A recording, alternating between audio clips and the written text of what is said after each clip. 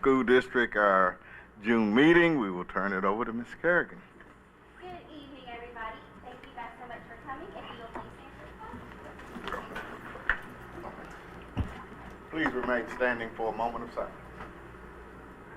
I pledge allegiance to the flag of the United States of America and to the republic for which it stands, one nation, under God, indivisible, with liberty and justice for all.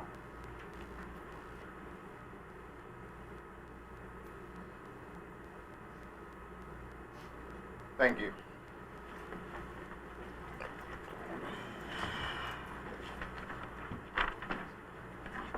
All right, let's do our recognitions and good news awards. Don't know if we have anyone here tonight, but we'll still go through them. For our FSSD Student Artist of the Month is Wendy Mendez from Freedom Middle School, age 13. Is Wendy here? Probably not. Okay. There's a photo, but we'll tell you a little bit about it, and then we'll get this to her later.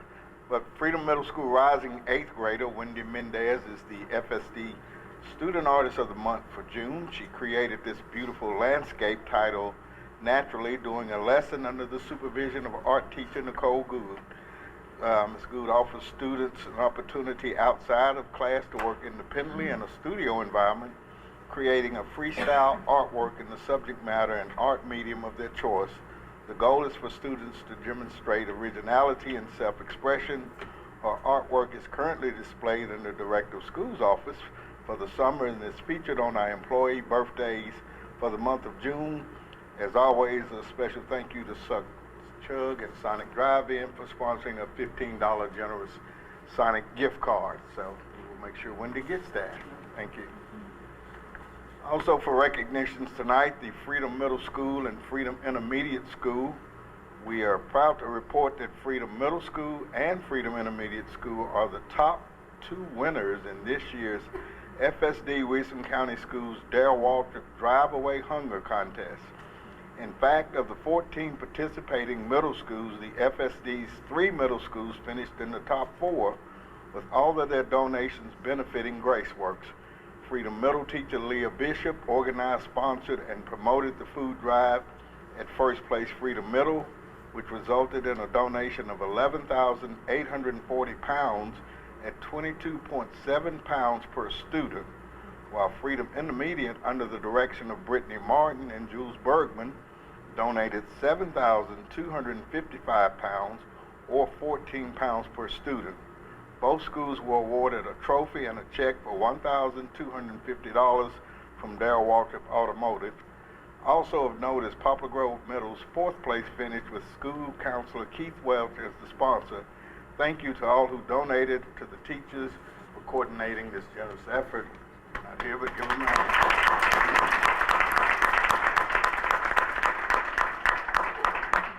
All righty.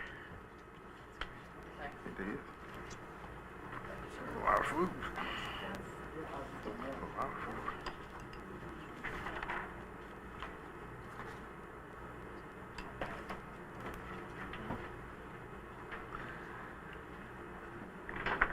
Thank you. Is there anyone here tonight for public input? We have a podium to my right. Public input. Seeing no one, we will declare that public input is closed. Recognitions, discussions, teaching and learning. Dr. Decker. Thank you, sir. Tonight, the spotlight for teaching and learning shines on the building level instructional technology leader program, a check-in, if you will, and an update. And I am very pleased to introduce Freedom Middle School's building level instructional technology leader and 7th grade English language arts teacher, Ms. Rachel Lessing. She's here to share firsthand the perspective of a building level instructional technology leader and the impact of the role.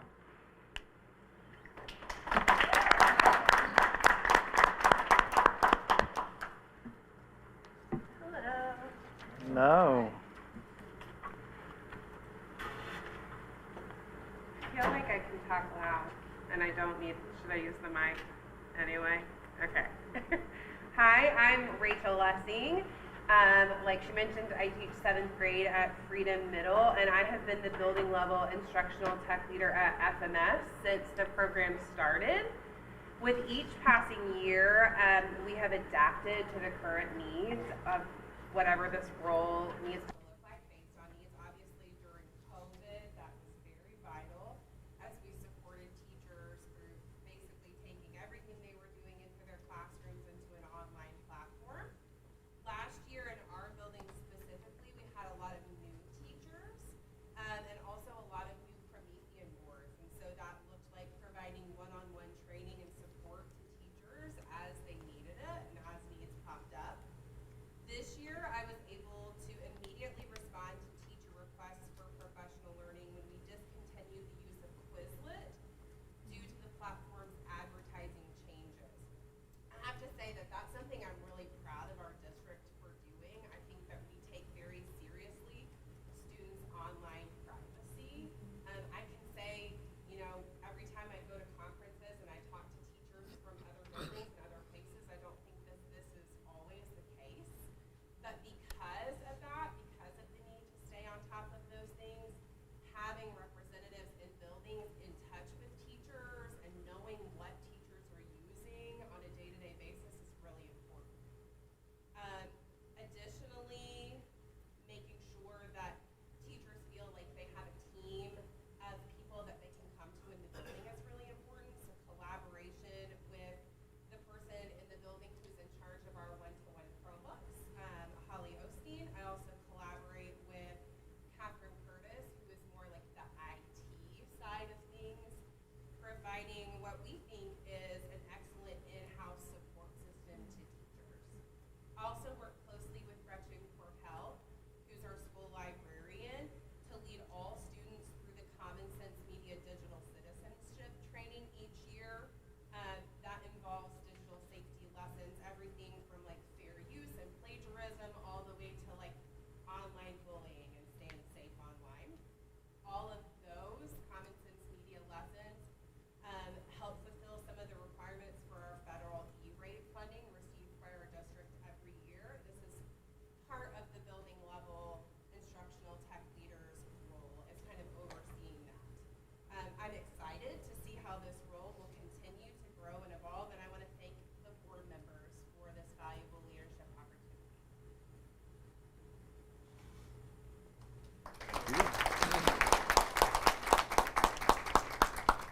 All right, any questions? All right, thank you. Kathleen? Good evening, everyone. We have a construction report in your board packet, and I'll welcome any questions you might have. I will say we do have a groundbreaking date set. Technically, the ground has already been broken, but we will ceremoniously break the ground on the 21st of June, and you ought to have an invitation coming your way soon. That morning, 7:30, 21st of June.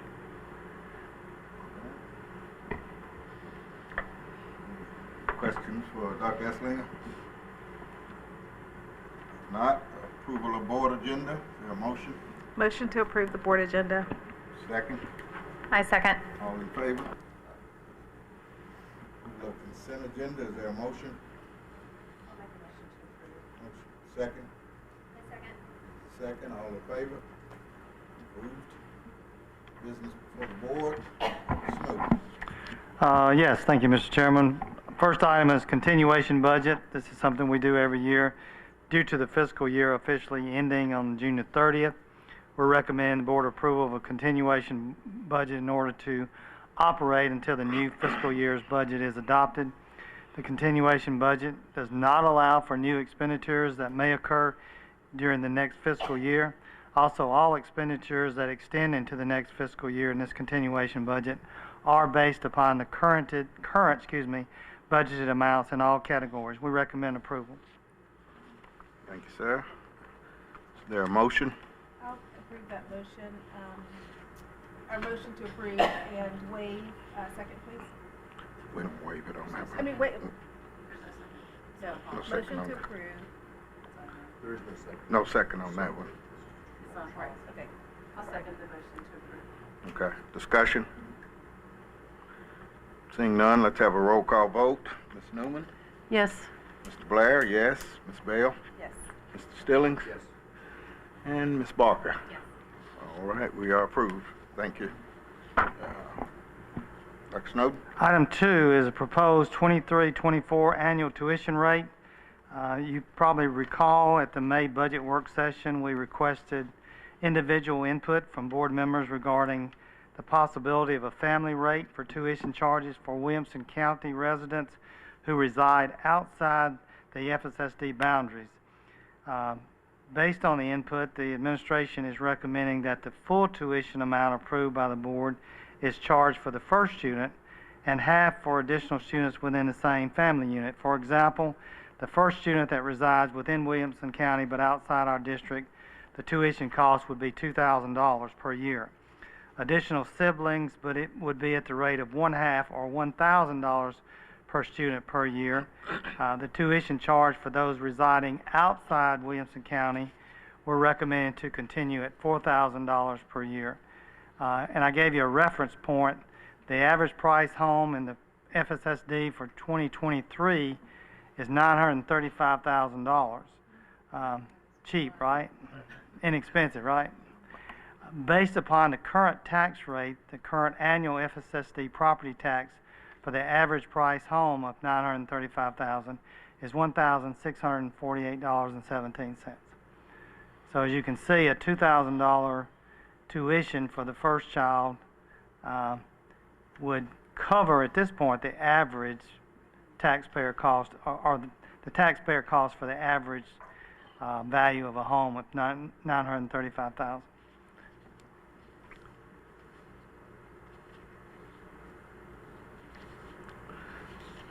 All right, thank you, sir. Is there a motion to approve? A motion to approve. Is there a second? I'll second. I would like to say that there are some of us who live in FSSD. That is not the average price of our home, but I think that's a great price for tuition. Discussion? What's our objective in pricing tuition differently than we have in the past? What do we hope to accomplish? Well, if you've watched enrollment over the past few years, it continues to decline. And we do think that more students, or we do think some other students are interested, our families are interested in the FSSD. But if you've got multiple children, then that could prohibit some, or maybe not totally prohibit, but some would say, well, why do I want to pay that tuition when I can go to Williamson County and not have to pay that, Williamson County school? But the ultimate goal is to increase enrollment of our schools. Excellent. And we have a way of, I know the answer to this question we do, to measure if this is effective. And that would be based on the Yeah, to see how many tuition. And we always give you a report in the fall of the tuition students, and we'll continue that, and we can take a look. And if it doesn't work, then we're not opposed to going back to the rate, and we can we really need to, and we do, reevaluate this rate every year. It may need to go up the next year. our regular tuition report. We don't capture children in the same family, do we? No, you get a total, but we could easily do that. We could easily, yeah. Yeah, but it would give you the total number of actual tuition students, which I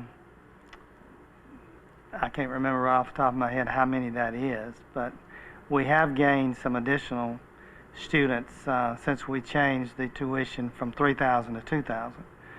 So I think that's helped, and how much it will help to have a multi-children discount, we don't know. We'll just have to evaluate that. Should be lined up at the door. They should be, you're right.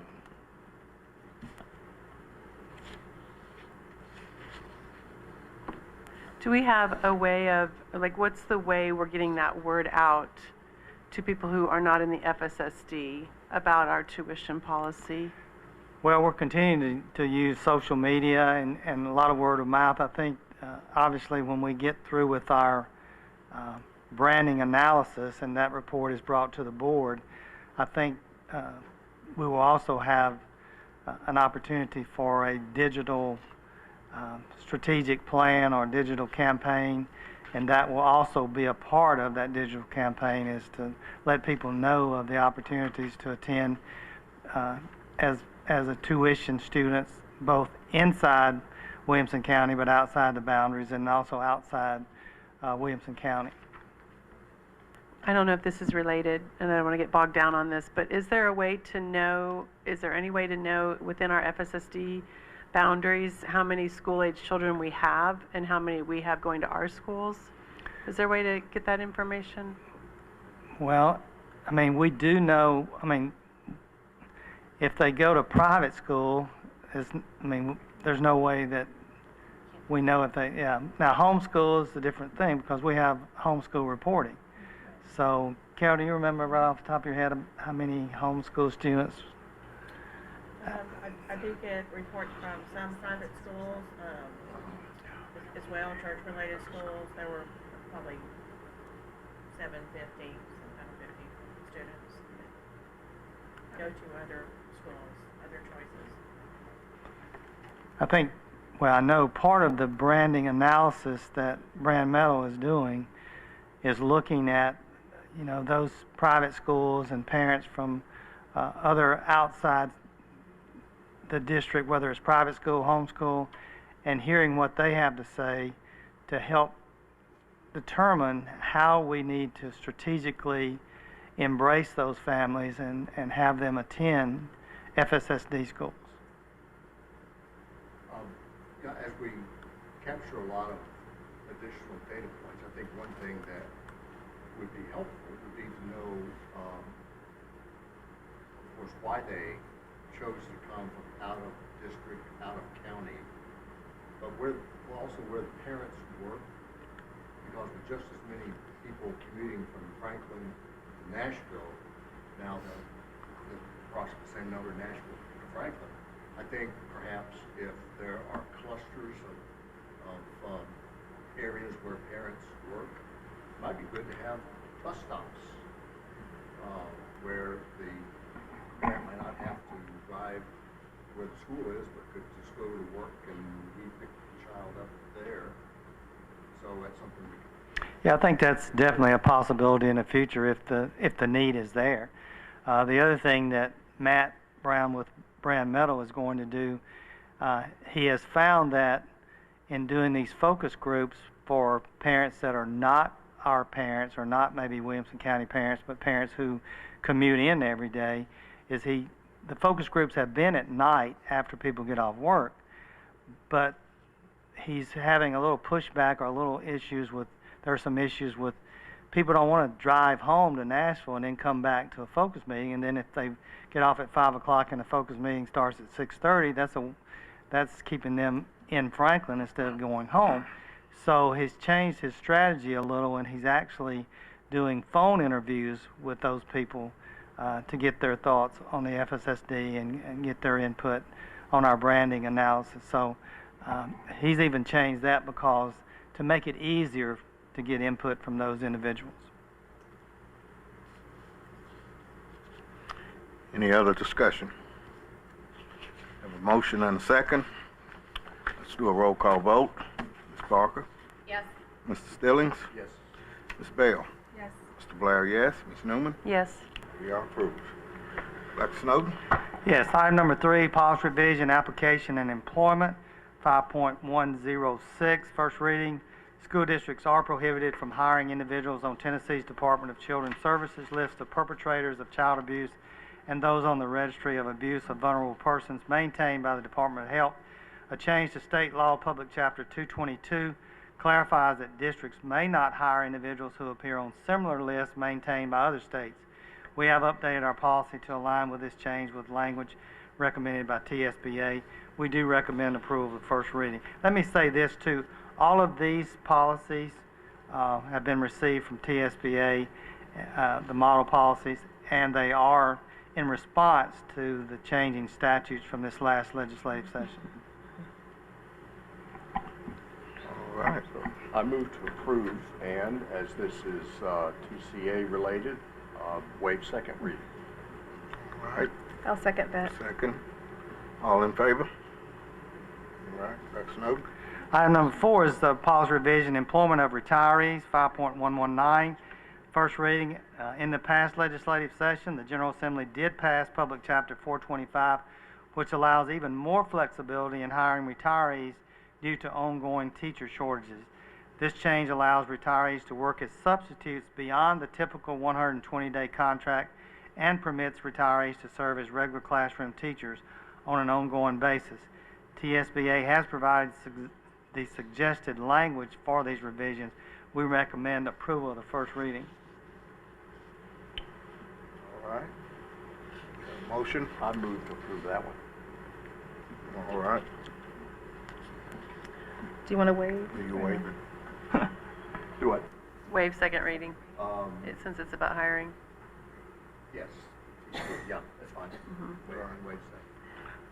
All in, I had a question. Did we not just change this policy? So this is additional days we This can use additional retirees? yeah, additional flexibility, Okay. because it didn't mention retirees serving as an unlimited amount of substitute Okay. days, but now they can do that as well. So it's giving districts more flexibility, also giving retirees more flexibility.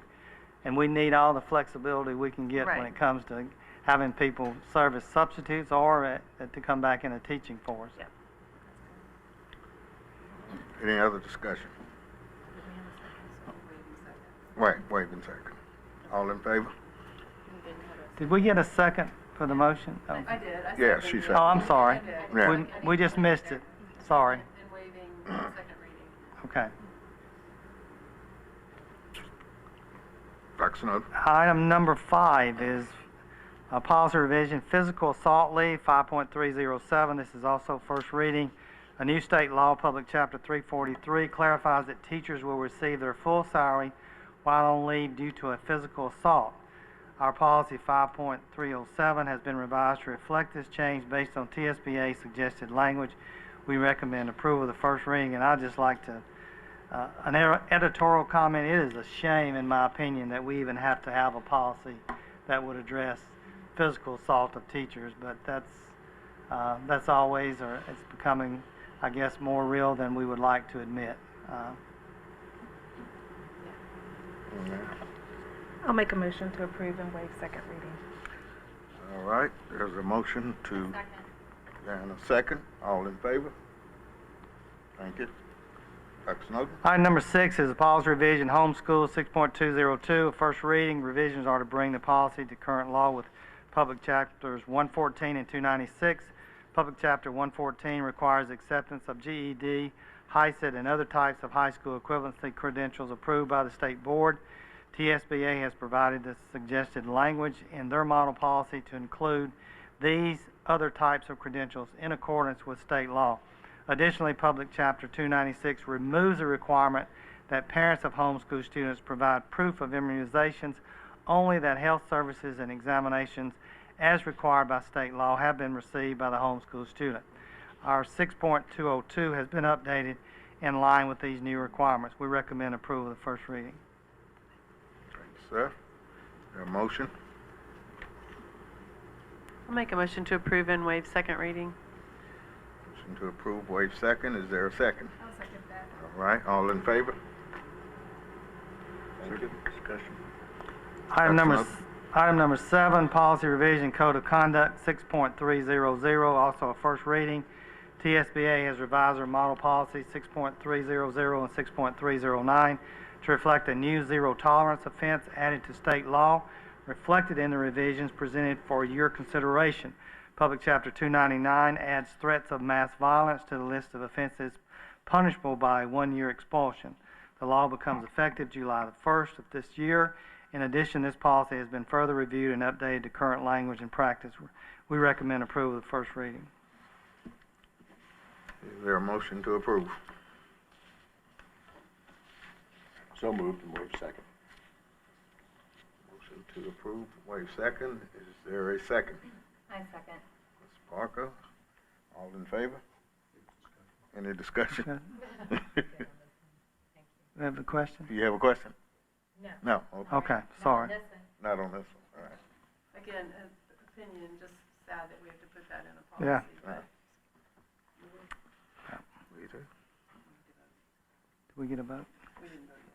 All in favor? All right, motion passes.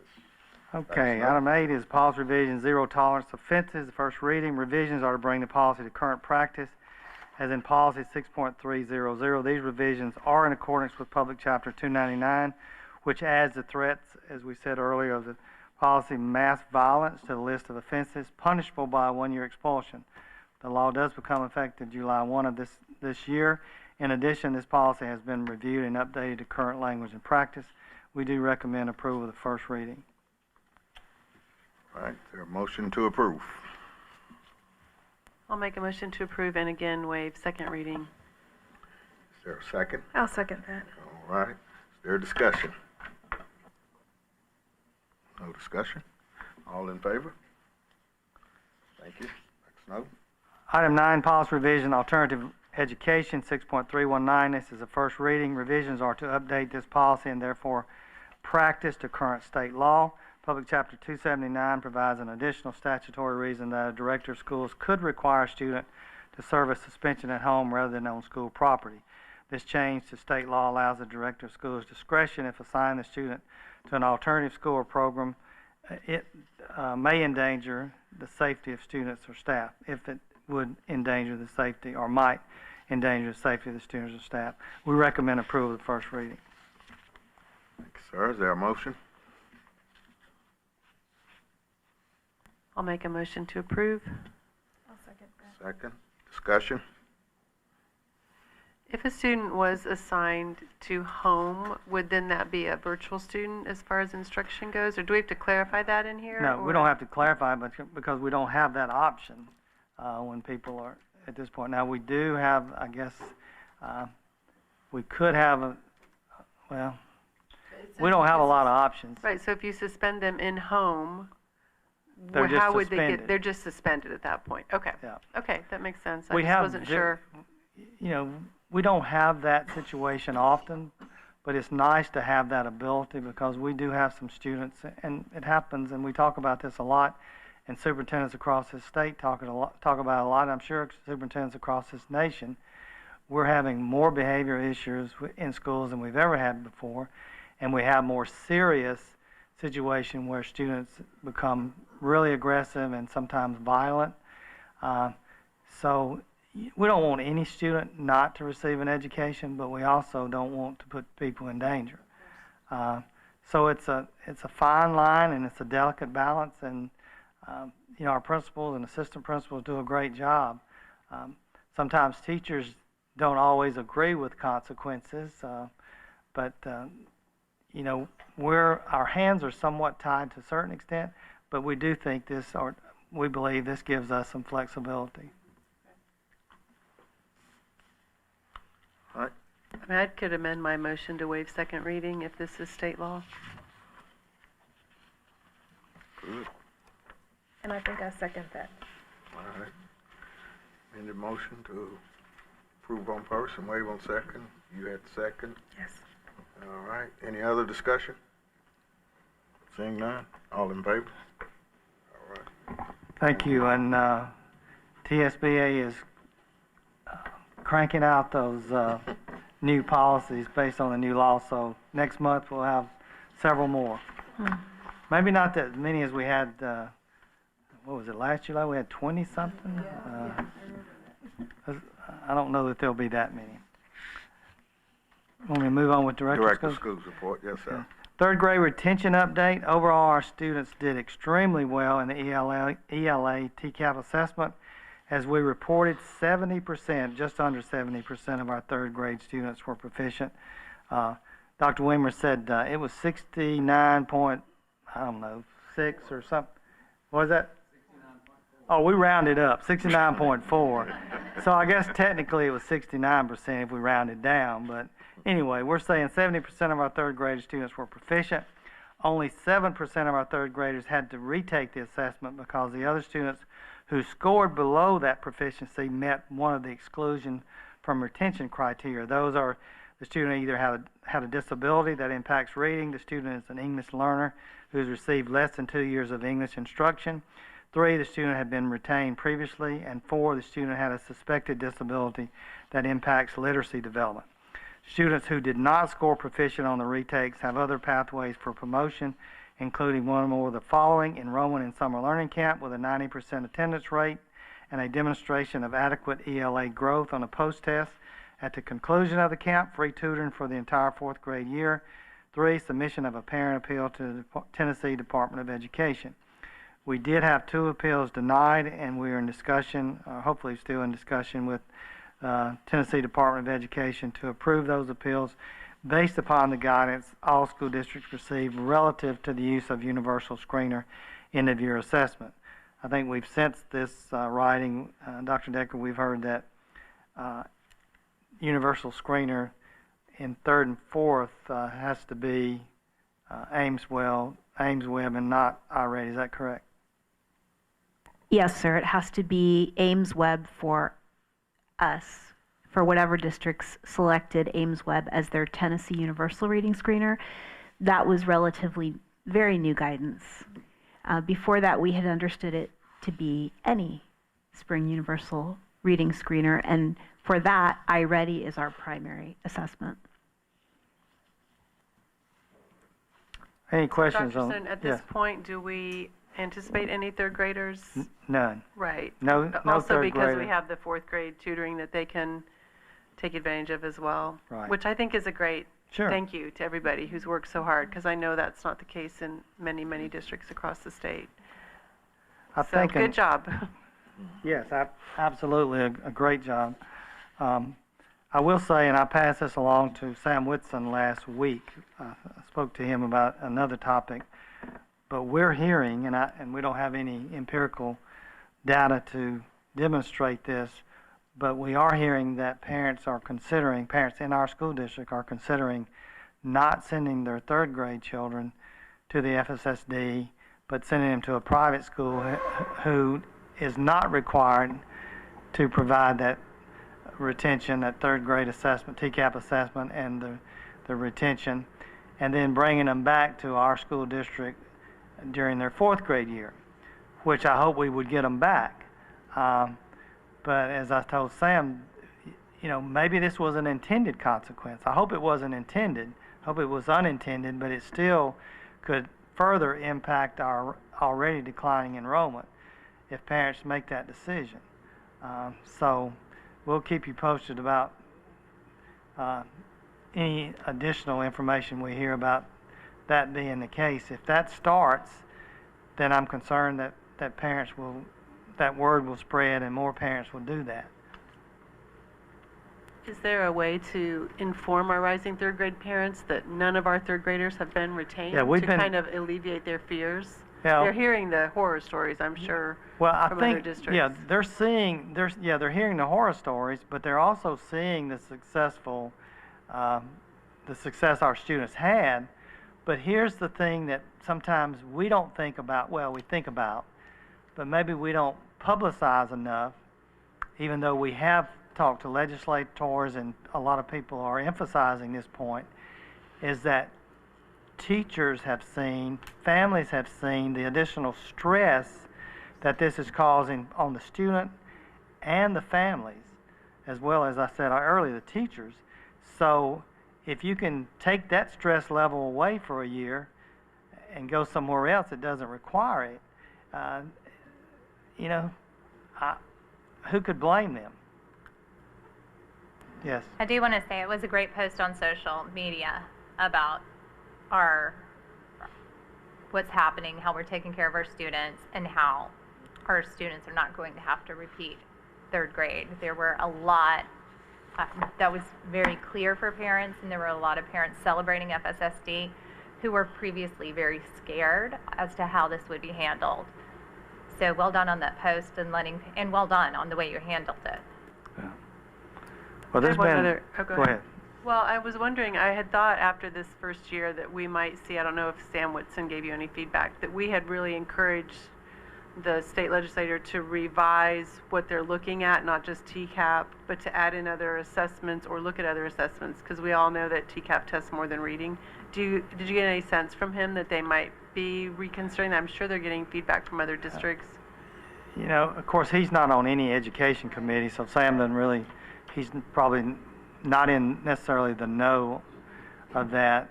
You know, they did make the change in adding the universal screener, but it really wasn't a substantive change at all. We think it was pretty much a piecemeal effort to, I guess, appease educators, superintendents, board members across the state, but it really changed very little in our opinion. I don't know what, if anything, they will do. Hopefully they're getting enough feedback that they will take a look at the law and make some significant changes. You know, if we're gonna fund private schools with public dollars, I don't understand why private schools would not have to concur with the same requirements. To me, it just doesn't make sense unless you're trying to hurt public education and positively influence private education. I hope that's not the case. Can I ask one more question? What have you heard from superintendents across the state as to what the actual outcome of this will be as far as percentages of third graders who are repeating throughout the state? Have you heard? No, I know it's kind of all over the board. There are a lot of students, unless they fulfill one of these summer learning camp or the tutoring, or there's an appeal that's accepted. I think we will see, again, without really knowing those numbers, that we will see a lot of students that have been retained in third grade. Dr. Snowden, I know that we're a small population for Gino, but have we been able to communicate to him as well, since he is on the education committee, subcommittee, about our success? Or have we heard from him? No, we haven't heard from him. It's disappointing. Any other questions related to that? Yeah, again, we commend the work our teachers and our leaders did in the school. I mean, they were under a lot of pressure, a lot of stress, but they stepped up as they usually do in all situations, and I think did a really highly commendable job. Budget process for next year, our budget session will be held next week, the 20th, beginning at 6 o'clock at the Teacher Center. Having reviewed the operation budget, revenue, and personnel, and in our third work session, we will review the cumulative impact of that budget work from the first two sessions and facilitate, hopefully, the possible completion of that process for a vote in July, approval of the budget in July. The administration that does not directly have a part of the budget review are not being required to attend, so there may be a smaller number of our administrators attending next week. They're welcome to attend, they're just not required to attend. Administrator summer training. District and school administrators will be involved in several different professional learning opportunities this summer. This week, June the 14th through the 16th, is our leadership team retreat. June 14th, we'll have the entire team. June 15th will include teaching and learning and all school administrators. And June 16th, we'll have our annual required training for our drug-free workplace certification. On the first morning, we will have, and you've been invited, we'll have guest speaker Mr. Derek Young on the subject, Be Your Favorite Teacher, How FSSD Leaders Deliver Equity to the People They Serve. So I know several of you are planning to be there, and if it works out, we certainly invite you to attend. Also, right after that, we're having a luncheon at 11 o'clock to celebrate Mr. Mark Anderson, who I'm sure you've noticed is not here, but Drew's here. So we're thankful that Drew has stepped in and is serving in that capacity. So, and if you also, any time during those 3 days, you're welcome to attend our leadership retreat. Our district retirement celebration, now the FSSD Night of Celebration. Based on your feedback, we're going to give it a try. We're going to host a FSSD Night of Celebration in late April. Next year, the celebration will include retirees, teachers and classified employees of the year, supervisor and principal of the year, the pinning ceremony for the new National Board Certified Teachers, and our legacy recognitions. We will update our calendar accordingly, and we look forward to hosting this event. We think it's a great opportunity to combine those, and especially in the PAC, which is, as we know, a great facility. It will also limit the number of receptions we have to have during the year. So I know Ms. Cross is, she was definitely in favor of that. Ongoing summer programs, our summer learning camps are underway. MAC is in full swing at Johnson. Storybus Mobile Library is running Monday, Tuesdays, and Thursdays. Young Scholars Institute is in its final week. These activities and more are ongoing. We look forward to providing an exceptional and enriching experience for those students around the district this summer. I will give you an update on the enrollment for Young Scholars. Summer gave us this today. The total enrollment for juniors and senior scholars for week 1 was 414. That compares to last year, summer 22, week 1 of 411, so about the same. Week 2, we have total enrollment of 414 scholars. That's a combination of junior and senior. Last year, week 2, we had a total of 379 scholars. So that's up a little bit over last year total.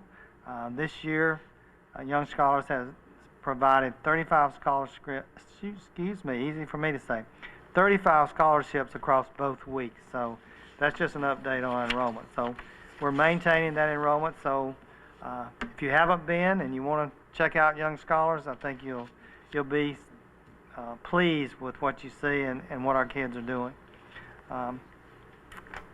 FSSD Summer Food Program operating May the 30th through July the 21st.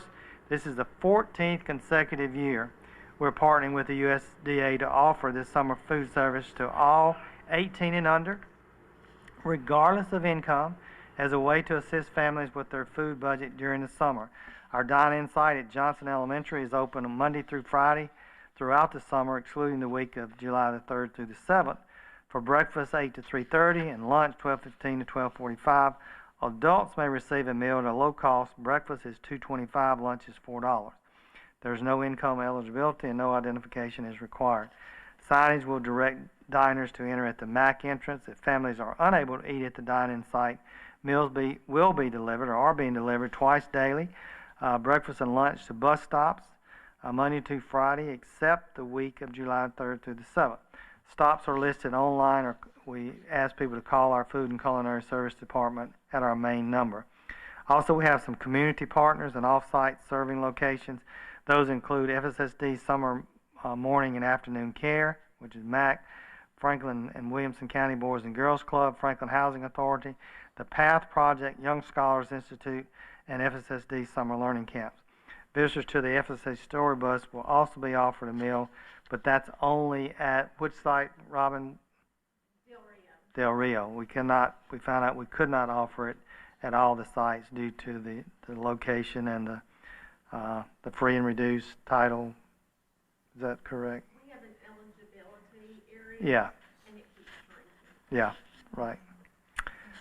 FSSD Job Fair for non-certified positions on June the 27th from 9 to 12. Our Human Resources Department is hosting a job fair for our Performing Arts Center Connector Gallery.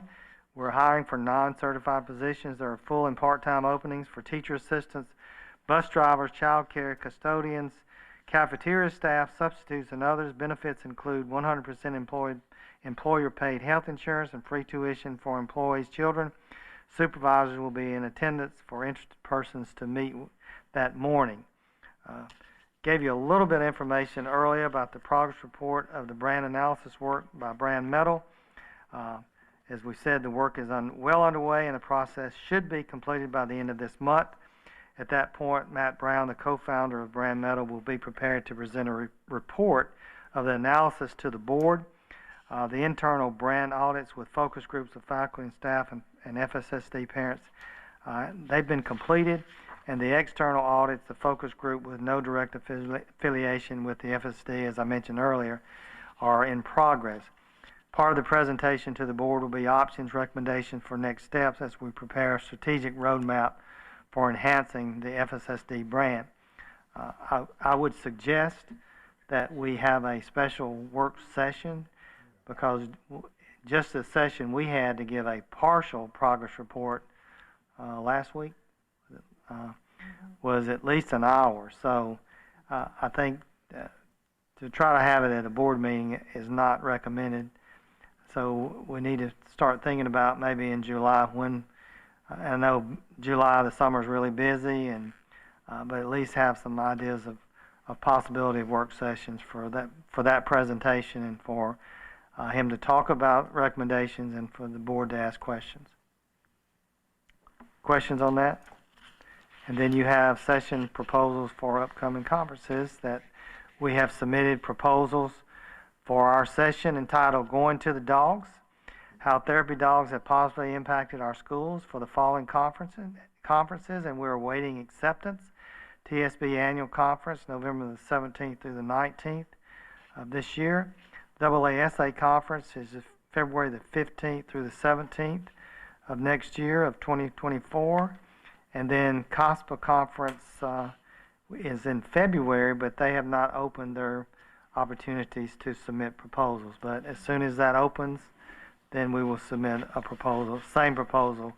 And maybe we'll get selected for at least one, and maybe all three. Thanks, that's all I have. Thanks, sir. Dr. Snowden, on the job fair for non-certified positions, just if we're sharing that with people that might be interested, if they are part-time, does that still include 100% employer-paid health benefits for our part-time? No, not part-time. Okay, so Excuse me, I'm full-time. sorry. No, not part-time. Okay. Has And- to be full-time to get. For that, okay.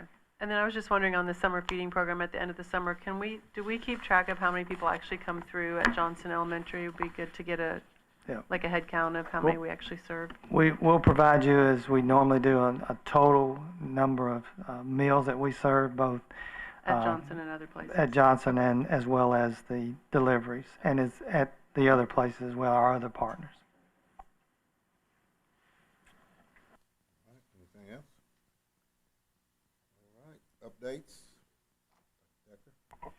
Nothing additional, sir. Thank you. Ms.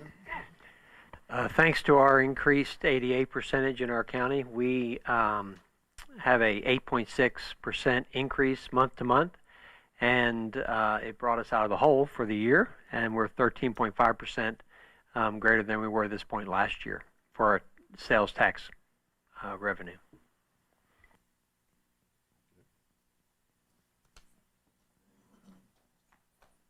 Anything else? Board? Okay, I want to say, so in prepping for this meeting tonight, a lot of our policies were about violence or shootings, and it was just kind of heavy, especially losing an FSSD friend last week. And I was talking to a friend of mine, just, it's kind of, all this stuff's a little heavy, and she's like, she's thanking me for what I do, and I'm like, oh gosh, I don't do much. You guys do it all. And you guys care, and that is so important. That's what makes FSSD, and that's what makes us special and family, and I am eternally grateful to work with you guys and to watch you guys in action. Robin and I had the privilege of working at One Gen this past Saturday, and just to see FSSD teachers with their families out there, FSSD leaders out there, it just, and then PTO leaders, and our family out there, and I'm just so honored to work alongside people who truly care for our community and our children. And I know each board member does their own thing and impacts the community in so many different ways, and it's such a beautiful team. And I just want to tell you guys thank you. It makes a difference. You're making an impact, and you make us family and special. Thank you. Any other comments? Besides that one? Yeah, let's get Carol some dates for a work session, because we do need to have a work session with Grand Mountain in July. Yeah, after that week. So, if you haven't participated in the snacks, the drinks, Dr. Kerrigan and Lauren, they really stepped up the game, principals, if you haven't noticed. But as Dr. Erickson said, I want to wait and see how much is left afterwards. So don't let it go to waste over there. So go buy the snacks and the drinks before you leave. Nothing else, we are adjourned.